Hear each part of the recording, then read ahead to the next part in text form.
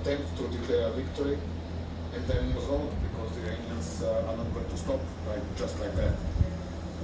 But the Americans don't want an endless war. Yes, well, but they have just started a war with Iran. They have launched an aggression on the country, unprovoked, without any reason.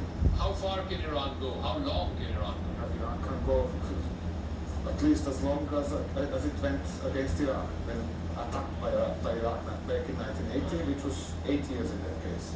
You're saying they could potentially continue with these attacks for the next 8 years? They are not continuing with attacks, they are continuing with defense of themselves, not with ballistic missiles all the time. They can continue with ballistic missiles for, let's say, 5 or 6 weeks. That is my estimate. But they can continue in different fashion after that.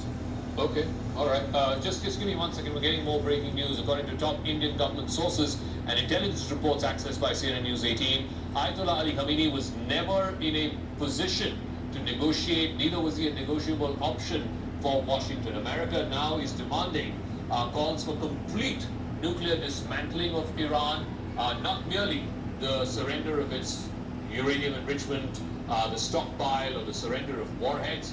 Recent back-channel efforts in the Middle East have failed.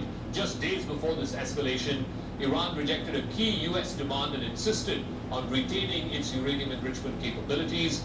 But despite that, the United States went ahead and has now decapitated the top leadership of Iran. Sanjay Suri has more. He's now back from the bomb shelter. Did you have to go to the bomb shelter? Because last time we connected, we could hear those air raid sirens in the background.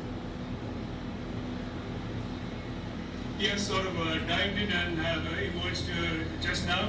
The fact is that this is a familiar position.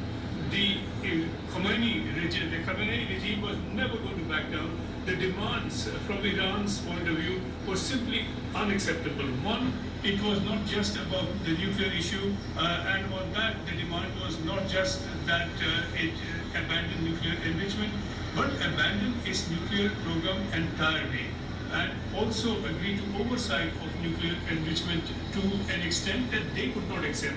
Finally, it was, as these reports that you were citing suggest, not an option on the table at all.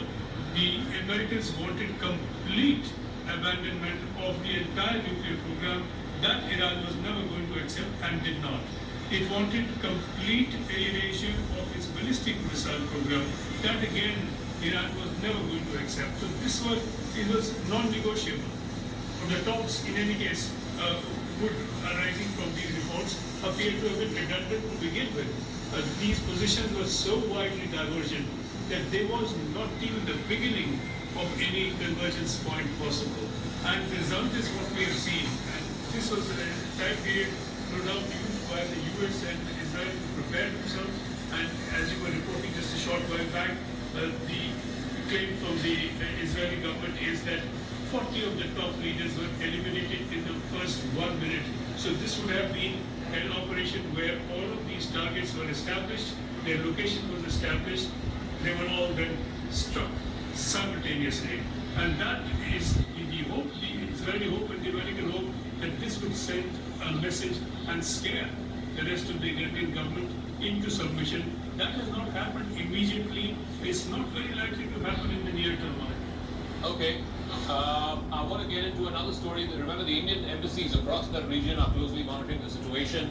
We're given to understand that the Indian embassy in Iran is actively monitoring all Indian nationals who've been stranded because of the ongoing security tensions. Officials are maintaining a direct communication to track the safety, location, and immediate needs of all Indian nationals. There are about 10,000 last estimate who are in Iran, but they've also put out an advisory which has now been reissued, urging citizens to stay cautious, avoid unnecessary movement, and follow safety protocols. Sanjay is still with us. Sanjay, in terms of the large number of Indian expat population in the region, they would be concerned, not just the ones who are in Iran, but also the people who are living and working in UAE, in Bahrain, in Saudi Arabia.